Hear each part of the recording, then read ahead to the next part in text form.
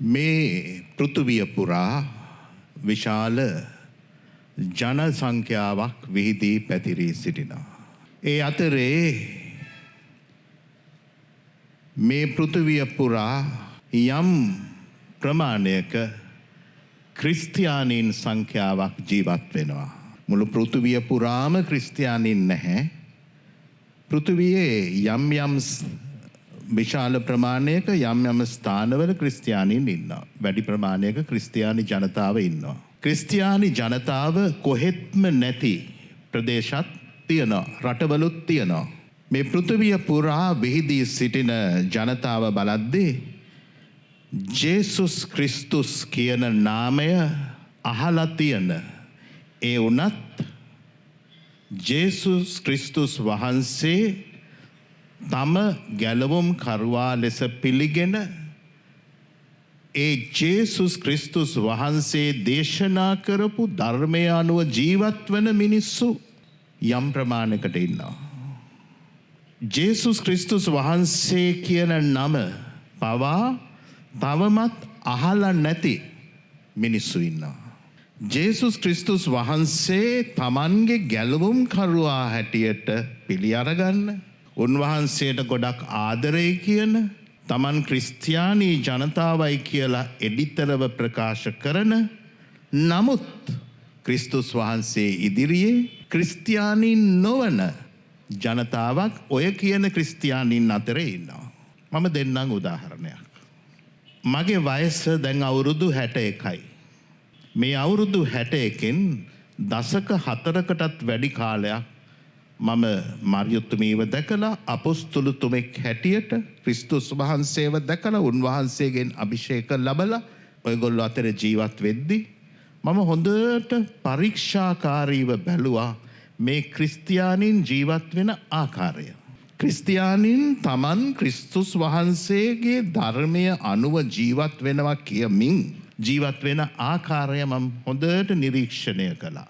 ඒ අතරේ මම දැක්කා එක සිරිතක්. සමහර ක්‍රිස්තියානීන් බොහෝ දෙනෙක් ඉන්නවා අධික ලෙස මත් වතුර පාවිච්චි කරන.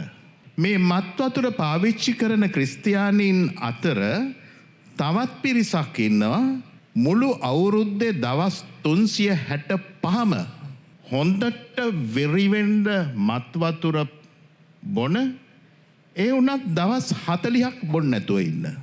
එහෙම ක්‍රිස්තියානීන් පිරිසක් ඉන්නවා. ඒගොල්ලෝ හිතනවා අපි මේ කරන ක්‍රියාව ක්‍රිස්තුස් වහන්සේට හුඟක් ප්‍රසන්නයි කියලා. මේ දවස් 40 කතාව ඇයි මේ දවස් 40ක් මත් වතුර පාවිච්චි නොකර ඉතුරු දවස් කීයද 365න් දවස් 40ක් ගියාම 325යි. ඉතුරු 325ම කට කපලා උගුරටම බොනවා. එතකොට ඇයි මේ දවස් 40ක් බොන්නේ නැත්තේ? මොකද්ද මේ 40 සංඛ්‍යාවේ තේරුම? මම මේ පහුගිය කාලේ මේ වැඩේ කරන ක්‍රිස්තියානීන් කීප දෙනෙක්ගෙන් ඇහුවා. එක්කෙනෙක් කිව්වා අපිත් ඉතින් ජේසු වෙනුවෙන් මොන හරි කරන්න එපා. මම ඇහුවා ජේසු වෙනුවෙන් මොන හරි කරන්නේ දවස් 325ක් බොනවා 40ක් බොන්නේ නැහැ. ඒකද ජේසු වෙනුවෙන් කරන්නේ? උත්තරයක් නැහැ. තවත් එක්කෙනෙක් මට කිව්වා මේක අපේ තාත්තත් කෙරුවා. අපේ තාත්තත් හොඳ බෙබේ කෙනෙක් කිව්වා. මම මේ බෙබේ කියන එකේ තේරුම දැනගෙන මං ඇහුවා බෙබේ කියන්නේ බේකරියක වැඩ කළාද? එතකොට කිව්වා නෑ බේකරියක වැඩ කෙරුවා නෙමෙයි, හොඳට බොනවා. අපේ තාත්තත් දවස් 40ක් බොන්නේ නැහැ. ඒ හින්දා මමත් කරනවා. එතකොට මං ඇහුවා මේ දවස් 40 තෝරගන්නේ කොයි කාලෙන්ද ඔයා? එතකොට කිව්වා පාස්කු කාලේ කියලා. එතකොට මං ඇහුවා ඇයි වතුර බොන එක නතර කරන්නේ නැතුව ඔය අරක්කු බොන එක නතර කරන්නේ ඇයි? එතකොට මිනිහට උත්තර නැහැ. මේ විදිහේ නොයෙකුත් උත්තර තමයි මේ වැඩේ කරන ක්‍රිස්තියානීන් අතර තියෙන්නේ. ප්‍රිය දරුවනි, ඔබ හිතනවද ක්‍රිස්තුස් වහන්සේට යම් සැනසීමක් අපිට දෙන්න පුළුවන් වෙනවා කියලා ඔය ක්‍රියාවෙන්?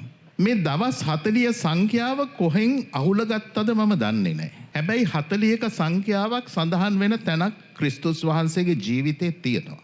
ඒ උන්වහන්සේ මේ ලෝකෙට ඇවිල්ලා අවුරුදු 30ක් මේ ලෝකේ ජීවත් වෙලා ඊට පස්සේ උන්වහන්සේ තමන්ගේ දූත මෙහෙවර ආරම්භ කිරීම පිණිස. තමන්ගේ දූත මෙහෙවර ආරම්භ කිරීමට පෙර. එනම් තමන්ගේ ප්‍රසිද්ධ ධර්ම සමය ධර්මය දේශනා කිරීමේ සමය ආරම්භ කරන්න පෙර උන්වහන්සේ දවස් 40ක් නිරාහාරව වනාන්තරගතව හිටියා. දවස් 40ක්. ක්‍රිස්තුස් වහන්සේගේ ජීවිතයත් එක්ක දවස් 40ක සීමාවක් කතාවක් දවස් ගාණක් සම්බන්ධ වෙන්නේ ඔතනදී. උන්වහන්සේගේ මරණය සිද්ධ වෙන්න පෙර මහසිකුරාදාට පෙර දවස් 40ක සම්බන්ධයක් නැහැ. ඒ අවස්ථාව වනතුරු උන්වහන්සේගේ ධර්ම කටයුතු උන්වහන්සේ කෙරුවා. උන්වහන්සේව මරණතුරු. හැබැයි මේ දවස් 40ක් මත් වතුර නොබී ඉන්න එක හොඳයි. ඒකෙන්ම පටන් ගන්නවා නම් ඒගොල්ලොත් අලුත් ජීවිතයක්. ආයේ ඉතුරු දවස් 325ත් අපි බොන්නේ නැහැ. ඇයි මේ මත් වතුර බොන්න එපා කියන්නේ? ඇයි අරගොල්ලෝ මත් වතුර බොන්නේ නැත්තේ? ඇයි මත් වතුරම නොබොන්න තෝරගන්නේ? තේ වතුර බොනවා ඒක නතර කරන්නේ. සාමාන්‍ය වතුර බොනවා ඒක නතර කරන්නෙත් නැහැ. ඇයි මේ තමන්ව මත් කරන වතුර බොන්නේ නැත්තේ? ඒ කියන්නේ ඒගොල්ලන්ගේ හිත සමහර විට දන්නවා ක්‍රිස්තුස් වහන්සේ අපි මේ බොන ද්‍රාවණයට අකමැති ඇති. කොහෙන් හෝ හිතේ මුල්ලකින් ඕක මතුවෙන්න ඕන.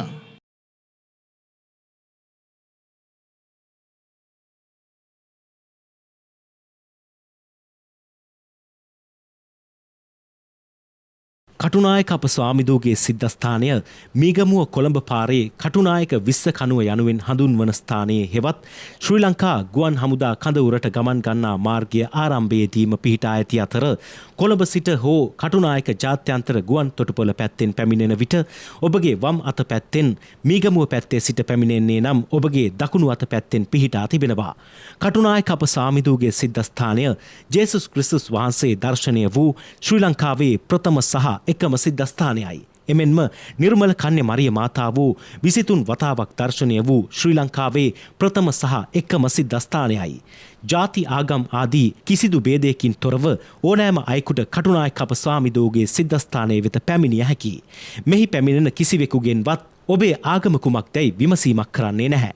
ජාති ආගම් ભેදයන්ගෙන් තොරව ජීවිතයේ විවිධ ගැටලු වලින් පීඩා විඳින ජනතාව 1975 සිට මේ වන විට 800 වසරකටත් වඩා කාලයක සිට ලබා ගන්නා විවිධ පිහිට නිසාම ජනතාව අතර මෙම සිද්ධස්ථානය මරියතුමියගේ හාස්කම් සිද්ධස්ථානය ලෙසින්ද ප්‍රචලිත වී තිබෙනවා.